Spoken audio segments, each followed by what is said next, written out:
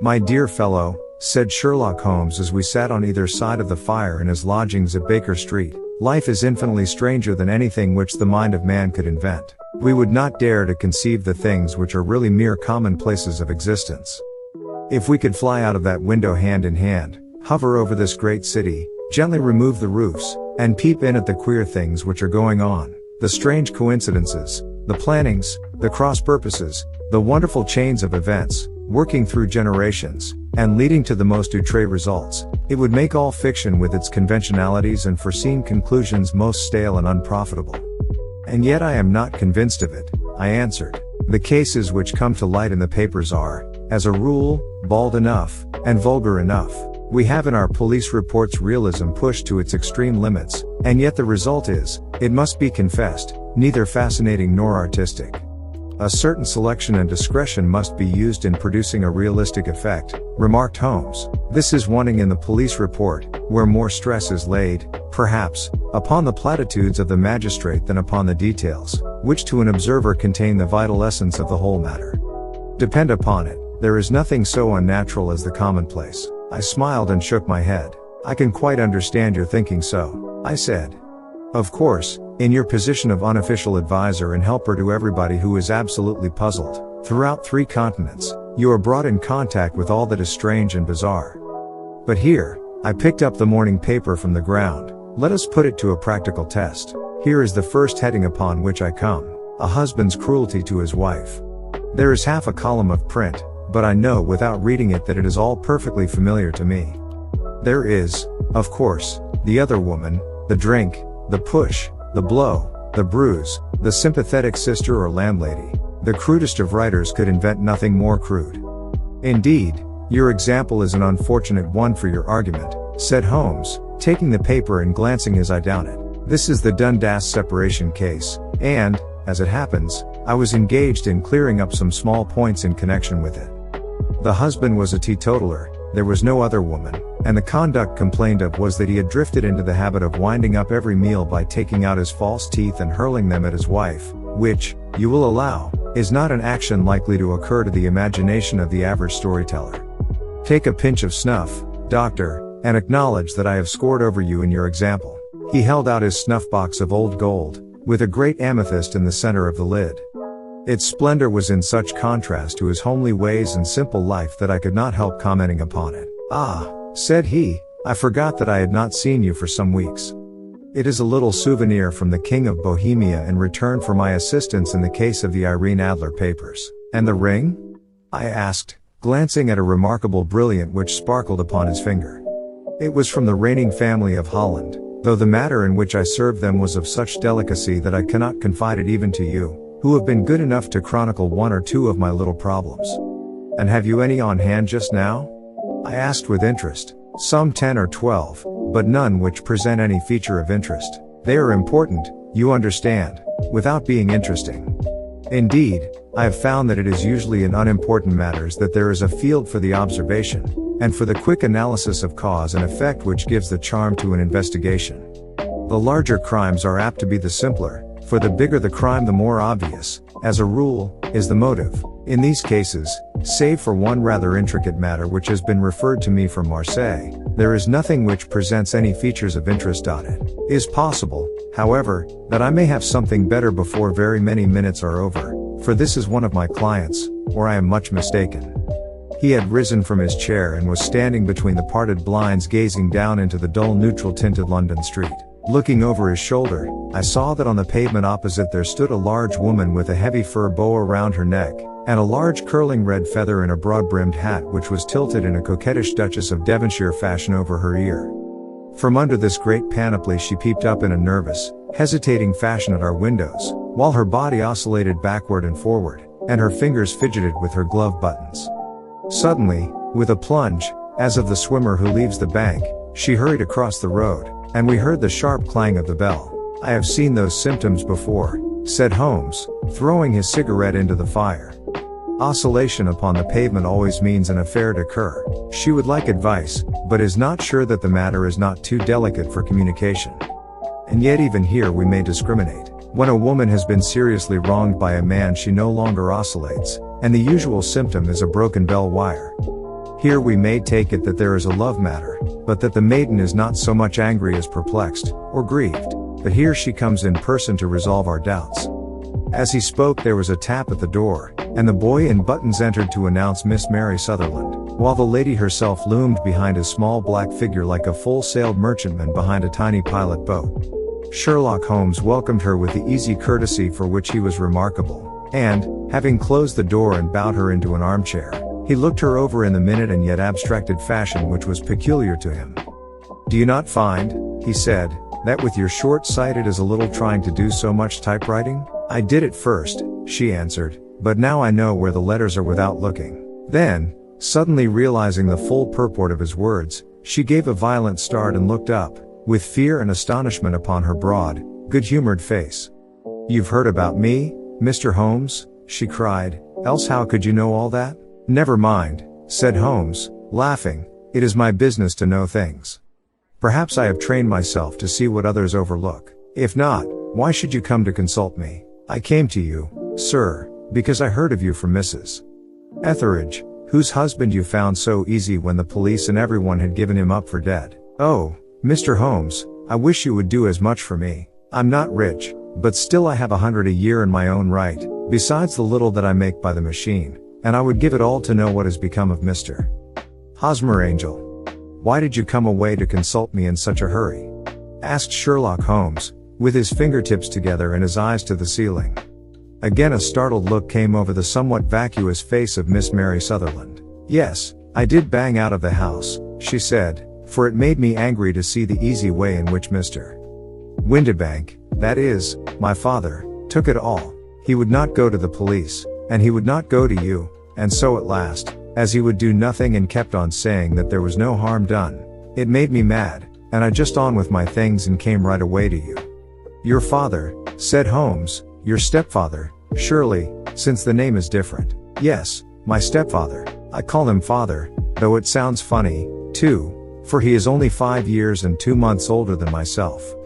"And your mother is alive?" "Oh, yes, mother is alive and well. I wasn't best pleased, Mr. Holmes, when she married again so soon after father's death, and a man who was nearly 15 years younger than herself. Father was a plumber in the Tottenham Court Road, and he left a tidy business behind him, which mother carried on with Mr. Hardy, the foreman, but when Mr. Windibank came he made her sell the business, for he was very superior, being a traveller in wines. They got £4,700 for the goodwill and interest, which wasn't near as much as father could have got if he had been alive." I had expected to see Sherlock Holmes impatient under this rambling and inconsequential narrative, but, on the contrary, he had listened with the greatest concentration of attention.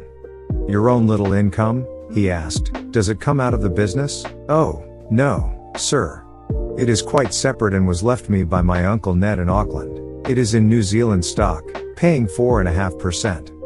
£2,500 was the amount, but I can only touch the interest." "You interest me extremely," said Holmes, "and since you draw so large a sum as 100 a year, with what you earn into the bargain, you no doubt travel a little and indulge yourself in every way. I believe that a single lady can get on very nicely upon an income of about £60. I could do with much less than that, Mr. Holmes, but you understand that as long as I live at home I don't wish to be a burden to them, and so they have the use of the money just while I'm staying with them. Of course, that is only just for the time. Mr. Windibank draws my interest every quarter and pays it over to mother, and I find that I can do pretty well with what I earn at typewriting.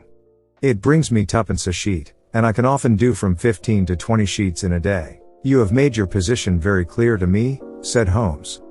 "This is my friend, Dr. Watson, before whom you can speak as freely as before myself. Kindly tell us now all about your connection with Mr. Hosmer Angel." A flush stole over Miss Sutherland's face, and she picked nervously at the fringe of her jacket. "I met him first at the gasfitters' ball," she said. "They used to send father tickets when he was alive, and then afterwards they remembered us, and sent them to mother. Mr. Windibank did not wish us to go. He never did wish us to go anywhere. He would get quite mad if I wanted so much as to join a Sunday school treat. But this time I was set on going, and I would go, for what right had he to prevent? He said the folk were not fit for us to know, when all father's friends were to be there. and he said that I had nothing fit to wear, when I had my purple plush that I had never so much as taken out of the drawer. At last, when nothing else would do, he went off to France upon the business of the firm, but we went, mother and I, with Mr. Hardy, who used to be our foreman, and it was there I met Mr. Hosmer Angel. I suppose, said Holmes, that when Mr. Windibank came back from France he was very annoyed at your having gone to the ball. Oh, well, he was very good about it. He laughed, I remember, and shrugged his shoulders, and said there was no use denying anything to a woman, for she would have her way. I see. Then at the gasfitters' ball you met, as I understand, a gentleman called Mr. Hosmer Angel. Yes, sir, I met him that night, and he called next day to ask if we had got home all safe, and after that we met him, that is to say, Mr. Holmes, I met him twice for walks, but after that father came back again, and Mr. Hosmer Angel could not come to the house any more. No? Well, you know father didn't like anything of the sort. He wouldn't have any visitors if he could help it, and he used to say that a woman should be happy in her own family circle. But then, as I used to say to mother, a woman wants her own circle to begin with, and I had not got mine yet. But how about Mr. Hosmer Angel? Did he make no attempt to see you? Well, father was going off to France again in a week, and Hosmer wrote and said that it would be safer and better not to see each other until he had gone. We could write in the meantime, and he used to write every day. I took the letters in the morning, so there was no need for father to know. Were you engaged to the gentleman at this time? Oh, yes, Mr. Holmes. We were engaged after the first walk that we took. Hosmer, Mr. Angel, was a cashier in an office in Leadenhall Street. And, what office? That's the worst of it, Mr. Holmes, I don't know. Where did he live, then? He slept on the premises, and you don't know his address? No, except that it was Leadenhall Street. Where did you address your letters, then? To the Leadenhall Street post office, to be left till called for. He said that if they were sent to the office he would be chaffed by all the other clerks about having letters from a lady, so I offered to typewrite them, like he did his, but he wouldn't have that, for he said that when I wrote them they seemed to come from me, but when they were typewritten he always felt that the machine had come between us. That will just show you how fond he was of me, Mr. Holmes, and the little things that he would think of. It was most suggestive, said Holmes. It has long been an axiom of mine that the little things are infinitely the most important. Can you remember any other little things about Mr. Hosmer Angel? He was a very shy man, Mr. Holmes. He would rather walk with me in the evening than in the daylight, for he said that he hated to be conspicuous. Very retiring and gentlemanly he was. Even his voice was gentle. He'd had the quinsy and swollen glands when he was young, he told me, and it had left him with a weak throat, and a hesitating, whispering fashion of speech. He was always well dressed, very neat and plain, but his eyes were weak, just as mine are, and he wore tinted glasses against the glare. Well, and what happened when Mr. Windibank, your stepfather, returned to France? Mr. Hosmer Angel came to the house again and proposed that we should marry before father came back. He was in dreadful earnest and made me swear, with my hands on the testament, that whatever happened I would always be true to him. Mother said he was quite right to make me swear, and that it was a sign of his passion. Mother was all in his favor from the first and was even fonder of him than I was. Then, when they talked of marrying within the week, I began to ask about father, but they both said never to mind about father, but just to tell him afterwards, and mother said she would make it all right with him. I didn't quite like that, Mr. Holmes. It seemed funny that I should ask his leave, as he was only a few years older than me, but I didn't want to do anything on the sly, so I wrote to father at Bordeaux, where the company has its French offices, but the letter came back to me on the very morning of the wedding. It missed him, then? Yes, sir, for he had started to England just before it arrived. Ha! That was unfortunate. Your wedding was arranged, then, for the Friday. Was it to be in church? Yes, sir, but very quietly. It was to be at St. Saviour's, near King's Cross, and we were to have breakfast afterwards at the Street Pancras Hotel. Hosmer came for us in a hansom, but as there were two of us he put us both into it and stepped himself into a four-wheeler, which happened to be the only other cab in the street. We got to the church first, and when the four-wheeler drove up we waited for him to step out, but he never did, and when the cabman got down from the box and looked there was no one there. The cabman said that he could not imagine what had become of him, for he had seen him get in with his own eyes. That was last Friday, Mr. Holmes, and I have never seen or heard anything since then to throw any light upon what became of him. It seems to me that you have been very shamefully treated, said Holmes. Oh, no, sir. He was too good and kind to leave me so. Why, all the morning he was saying to me that, whatever happened, I was to be true, and that even if something quite unforeseen occurred to separate us, I was always to remember that I was pledged to him, and that he would claim his pledge sooner or later. It seems strange talk for a wedding morning, but what has happened since gives a meaning to it. Most certainly it does. Your own opinion is, then, that some unforeseen catastrophe has occurred to him? Yes, sir. I believe that he foresaw some danger, or else he would not have talked so, and then I think that what he foresaw happened. But you have no notion as to what it could have been? None. One more question. How did your mother take the matter? She was angry, and said that I was never to speak of the matter again. And your father? Did you tell him? Yes, and he seemed to think, with me, that something had happened, and that I should hear of Hosmer again. As he said, what interest could anyone have in bringing me to the doors of the church, and then leaving me? Now, if he had borrowed my money, or if he had married me and got my money settled on him, there might be some reason, but Hosmer was very independent about money and never would look at a shilling of mine. And yet, what could have happened, and why could he not write? Oh, it drives me half mad to think of it, and I can't sleep a wink at night. She pulled a little handkerchief out of her muff and began to sob heavily into it. I shall glance into the case for you, said Holmes, rising, and I have no doubt that we shall reach some definite result. Let the weight of the matter rest upon me now, and do not let your mind dwell upon it further. Above all, try to let Mr. Hosmer Angel vanish from your memory, as he has done from your life. Then you don't think I'll see him again? I fear not. Then what has happened to him? You will leave that question in my hands. I should like an accurate description of him and any letters of his which you can spare. I advertised for him in last Saturday's Chronicle, said she. Here is the slip and here are 4 letters from him. Thank you. And your address? No. 31 Leon Place, Camberwell. Mr. Angel's address you never had, I understand. Where is your father's place of business? He travels for Westhouse and Marbank, the great claret importers of Fenchurch Street. Thank you. You have made your statement very clearly. You will leave the papers here, and remember the advice which I have given you. Let the whole incident be a sealed book, and do not allow it to affect your life. You are very kind, Mr. Holmes, but I cannot do that. I shall be true to Hosmer. He shall find me ready when he comes back. For all the preposterous hat and the vacuous face, there was something noble in the simple faith of our visitor which compelled our respect. She laid her little bundle of papers upon the table and went her way, with a promise to come again whenever she might be summoned. Sherlock Holmes sat silent for a few minutes with his fingertips still pressed together, his legs stretched out in front of him, and his gaze directed upward to the ceiling. Then he took down from the rack the old and oily clay pipe, which was to him as a counselor, and, having lit it, he leaned back in his chair, with the thick blue cloud wreath spinning up from him, and a look of infinite languor in his face. Quite an interesting study, that maiden, he observed. I found her more interesting than her little problem, which, by the way, is rather a trite one. You will find parallel cases, if you consult my index, in Andover in '77, and there was something of the sort at The Hague last year. Old as is the idea, however, there were 1 or 2 details which were new to me. But the maiden herself was most instructive. You appeared to read a good deal upon her which was quite invisible to me, I remarked. Not invisible but unnoticed, Watson. You did not know where to look, and so you missed all that was important. I can never bring you to realize the importance of sleeves, the suggestiveness of thumbnails, or the great issues that may hang from a bootlace. Now, what did you gather from that woman's appearance? Describe it.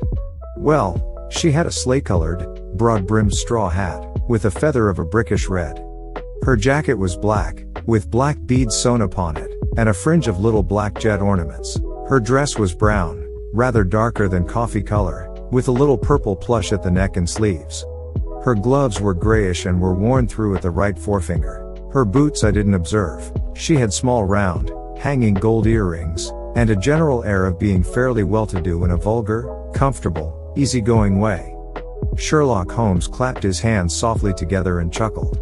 "'Pon my word, Watson, you are coming along wonderfully. You have really done very well indeed.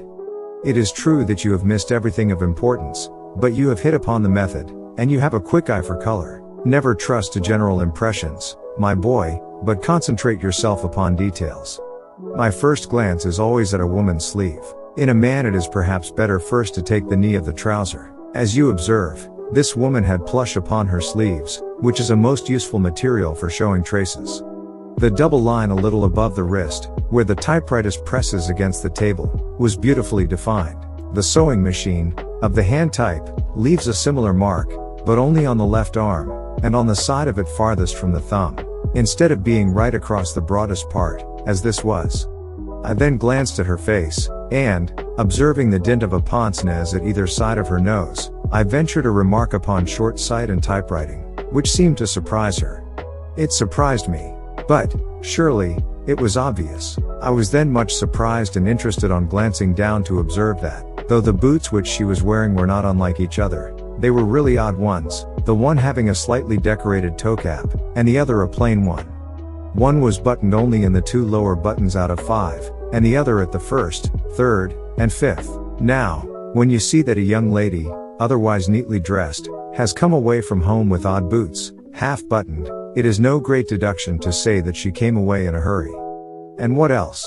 I asked, keenly interested, as I always was, by my friend's incisive reasoning. I noted, in passing, that she had written a note before leaving home but after being fully dressed.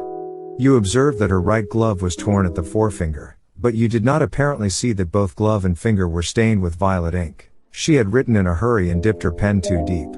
It must have been this morning, or the mark would not remain clear upon the finger. All this is amusing, though rather elementary, but I must go back to business, Watson.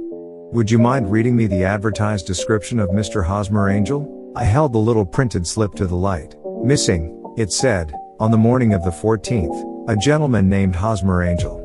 About 5'7" in height, strongly built, sallow complexion, black hair, a little bald in the center, bushy, black side whiskers and mustache, tinted glasses, slight infirmity of speech. Was dressed, when last seen, in black frock coat faced with silk, black waistcoat, gold Albert chain, and grey Harris tweed trousers, with brown gaiters over elastic-sided boots. Known to have been employed in an office in Leadenhall Street. Anybody bringing? That will do, said Holmes. As to the letters, he continued, glancing over them, they are very commonplace. Absolutely no clue in them to Mr. Angel, save that he quotes Balzac once. There is one remarkable point, however, which will no doubt strike you. They are typewritten, I remarked. Not only that, but the signature is typewritten. Look at the neat little Hosmer Angel at the bottom. There is a date, you see, but no superscription except Leadenhall Street, which is rather vague. The point about the signature is very suggestive. In fact, we may call it conclusive. Of what? My dear fellow, is it possible you do not see how strongly it bears upon the case? I cannot say that I do unless it were that he wished to be able to deny his signature if an action for breach of promise were instituted. No, that was not the point. However, I shall write 2 letters, which should settle the matter. One is to a firm in the city, the other is to the young lady's stepfather, Mr. Windibank, asking him whether he could meet us here at 6 o'clock tomorrow evening. It is just as well that we should do business with the male relatives. And now, Doctor, we can do nothing until the answers to those letters come, so we may put our little problem upon the shelf for the interim. I had had so many reasons to believe in my friend's subtle powers of reasoning and extraordinary energy in action that I felt that he must have some solid grounds for the assured and easy demeanor with which he treated the singular mystery which he had been called upon to fathom. Once only had I known him to fail, in the case of the King of Bohemia and of the Irene Adler photograph, but when I looked back to the weird business of the sign of 4, and the extraordinary circumstances connected with the study in scarlet, I felt that it would be a strange tangle indeed which he could not unravel. I left him then, still puffing at his black clay pipe, with the conviction that when I came again on the next evening I would find that he held in his hands all the clues which would lead up to the identity of the disappearing bridegroom of Miss Mary Sutherland. A professional case of great gravity was engaging my own attention at the time, and the whole of next day I was busy at the bedside of the sufferer. It was not until close upon 6 o'clock that I found myself free and was able to spring into a hansom and drive to Baker Street, half afraid that I might be too late to assist at the denouement of the little mystery. I found Sherlock Holmes alone, however, half asleep, with his long, thin form curled up in the recesses of his armchair. A formidable array of bottles and test tubes, with the pungent cleanly smell of hydrochloric acid, told me that he had spent his day in the chemical work which was so dear to him. "Well, have you solved it?" I asked as I entered. "Yes. It was the bisulfate of baryta." No, the mystery," I cried. "Oh, that. I thought of the salt that I have been working upon. There was never any mystery in the matter, though, as I said yesterday, some of the details are of interest. The only drawback is that there is no law, I fear, that can touch the scoundrel. Who was he, then, and what was his object in deserting Miss Sutherland?" The question was hardly out of my mouth, and Holmes had not yet opened his lips to reply, when we heard a heavy footfall in the passage and a tap at the door. "This is the girl's stepfather, Mr. James Windibank," said Holmes. "He has written to me to say that he would be here at 6. Come in." The man who entered was a sturdy, middle-sized fellow, some 30 years of age, clean-shaven, and sallow-skinned, with a bland, insinuating manner, and a pair of wonderfully sharp and penetrating gray eyes. He shot a questioning glance at each of us, placed his shiny top hat upon the sideboard, and with a slight bow sidled down into the nearest chair. "Good evening, Mr. James Windibank," said Holmes. "I think that this typewritten letter is from you, in which you made an appointment with me for 6 o'clock? "Yes, sir. I am afraid that I am a little late, but I am not quite my own master, you know. I am sorry that Miss Sutherland has troubled you about this little matter, for I think it is far better not to wash linen of the sort in public. It was quite against my wishes that she came, but she is a very excitable, impulsive girl, as you may have noticed, and she is not easily controlled when she has made up her mind on a point. Of course, I did not mind you so much, as you are not connected with the official police, but it is not pleasant to have a family misfortune like this noised abroad. Besides, it is a useless expense, for how could you possibly find this Hosmer angel? On the contrary, said Holmes quietly, I have every reason to believe that I will succeed in discovering Mr. Hosmer angel. Mr. Windibank gave a violent start and dropped his gloves. I am delighted to hear it, he said. It is a curious thing, remarked Holmes, that a typewriter has really quite as much individuality as a man's handwriting. Unless they are quite new, no two of them write exactly alike. Some letters get more worn than others, and some wear only on one side. Now, you remark in this note of yours, Mr. Windibank, that in every case there is some little slurring over of the E, and a slight defect in the tail of the R. There are 14 other characteristics, but those are the more obvious. We do all our correspondence with this machine at the office, and no doubt it is a little worn, our visitor answered, glancing keenly at Holmes with his bright little eyes. And now I will show you what is really a very interesting study, Mr. Windibank, Holmes continued. I think of writing another little monograph some of these days on the typewriter and its relation to crime. It is a subject to which I have devoted some little attention. I have here 4 letters which purport to come from the missing man. They are all typewritten. In each case, not only are the E's slurred and the R's tailless, but you will observe, if you care to use my magnifying lens, that the 14 other characteristics to which I have alluded are there as well. Mr. Windibank sprang out of his chair and picked up his hat. I cannot waste time over this sort of fantastic talk, Mr. Holmes, he said. If you can catch the man, catch him, and let me know when you have done it. Certainly, said Holmes, stepping over and turning the key in the door. I'll let you know, then, that I have caught him. What? Where? Shouted Mr. Windibank, turning white to his lips and glancing about him like a rat in a trap. Oh, it won't do, really it won't, said Holmes suavely. There is no possible getting out of it, Mr. Windibank. It is quite too transparent, and it was a very bad compliment when you said that it was impossible for me to solve so simple a question. That's right. Sit down and let us talk it over. Our visitor collapsed into a chair, with a ghastly face and a glitter of moisture on his brow. It's not actionable, he stammered. I am very much afraid that it is not. But between ourselves, Windibank, it was as cruel and selfish and heartless a trick in a petty way as ever came before me. Now, let me just run over the course of events, and you will contradict me if I go wrong. The man sat huddled up in his chair, with his head sunk upon his breast, like one who is utterly crushed. Holmes stuck his feet up on the corner of the mantelpiece and, leaning back with his hands in his pockets, began talking, rather to himself, as it seemed, than to us.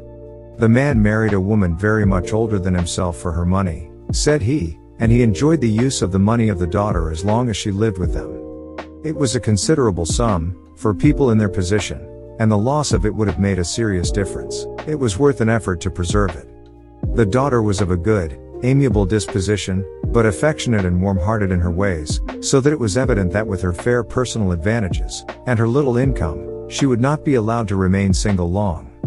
Now her marriage would mean, of course, the loss of 100 a year, so what does her stepfather do to prevent it? He takes the obvious course of keeping her at home and forbidding her to seek the company of people of her own age. But soon he found that would not answer forever. She became restive, insisted upon her rights, and finally announced her positive intention of going to a certain ball. What does her clever stepfather do then? He conceives an idea more creditable to his head than to his heart. With the connivance and assistance of his wife he disguised himself, covered those keen eyes with tinted glasses, masked the face with a mustache and a pair of bushy whiskers, sunk that clear voice into an insinuating whisper, and doubly secure on account of the girl's short sight, he appears as Mr. Hosmer Angel, and keeps off other lovers by making love himself. It was only a joke at first, groaned our visitor. We never thought that she would have been so carried away. Very likely not. However that may be, the young lady was very decidedly carried away, and, having quite made up her mind that her stepfather was in France, the suspicion of treachery never for an instant entered her mind. She was flattered by the gentleman's attentions, and the effect was increased by the loudly expressed admiration of her mother. Then Mr. Angel began to call, for it was obvious that the matter should be pushed as far as it would go if a real effect were to be produced. There were meetings, and an engagement, which would finally secure the girl's affections from turning towards anyone else. But the deception could not be kept up forever. These pretended journeys to France were rather cumbrous. The thing to do was clearly to bring the business to an end in such a dramatic manner that it would leave a permanent impression upon the young lady's mind and prevent her from looking upon any other suitor for some time to come. Hence those vows of fidelity exacted upon a testament, and hence also the allusions to a possibility of something happening on the very morning of the wedding. James Windibank wished Miss Sutherland to be so bound to Hosmer Angel, and so uncertain as to his fate, that for 10 years to come, at any rate, she would not listen to another man. As far as the church door he brought her, and then, as he could go no farther, he conveniently vanished away by the old trick of stepping in at one door of a four-wheeler and out at the other. I think that was the chain of events, Mr. Windibank. Our visitor had recovered something of his assurance while Holmes had been talking, and he rose from his chair now with a cold sneer upon his pale face. It may be so, or it may not, Mr. Holmes, said he, but if you are so very sharp you ought to be sharp enough to know that it is you who are breaking the law now, and not me. I have done nothing actionable from the first, but as long as you keep that door locked you lay yourself open to an action for assault and illegal constraint. The law cannot, as you say, touch you, said Holmes, unlocking and throwing open the door, yet there never was a man who deserved punishment more. If the young lady has a brother or a friend, he ought to lay a whip across your shoulders. By Jove, he continued, flushing up at the sight of the bitter sneer upon the man's face, it is not part of my duties to my client, but here's a hunting crop handy, and I think I shall just treat myself too. He took 2 swift steps to the whip, but before he could grasp it there was a wild clatter of steps upon the stairs, the heavy hall door banged, and from the window we could see Mr. James Windibank running at the top of his speed down the road. There's a cold-blooded scoundrel, said Holmes, laughing, as he threw himself down into his chair once more. That fellow will rise from crime to crime until he does something very bad, and ends on a gallows. The case has, in some respects, been not entirely devoid of interest. I cannot now entirely see all the steps of your reasoning, I remarked. Well, of course it was obvious from the first that this Mr. Hosmer Angel must have some strong object for his curious conduct, and it was equally clear that the only man who really profited by the incident, as far as we could see, was the stepfather. Then the fact that the 2 men were never together, but that the one always appeared when the other was away, was suggestive. So were the tinted spectacles and the curious voice, which both hinted at a disguise, as did the bushy whiskers. My suspicions were all confirmed by his peculiar action in typewriting his signature, which, of course, inferred that his handwriting was so familiar to her that she would recognize even the smallest sample of it. You see, all these isolated facts, together with many minor ones, all pointed in the same direction. And how did you verify them? Having once spotted my man, it was easy to get corroboration. I knew the firm for which this man worked. Having taken the printed description, I eliminated everything from it which could be the result of a disguise, the whiskers, the glasses, the voice, and I sent it to the firm, with a request that they would inform me whether it answered to the description of any of their travelers. I had already noticed the peculiarities of the typewriter, and I wrote to the man himself at his business address asking him if he would come here. As I expected, his reply was typewritten and revealed the same trivial but characteristic defects. The same post brought me a letter from West House and Marbank, of Fenchurch Street, to say that the description tallied in every respect with that of their employé, James Windibank. Voila tout. And Miss Sutherland? If I tell her she will not believe me.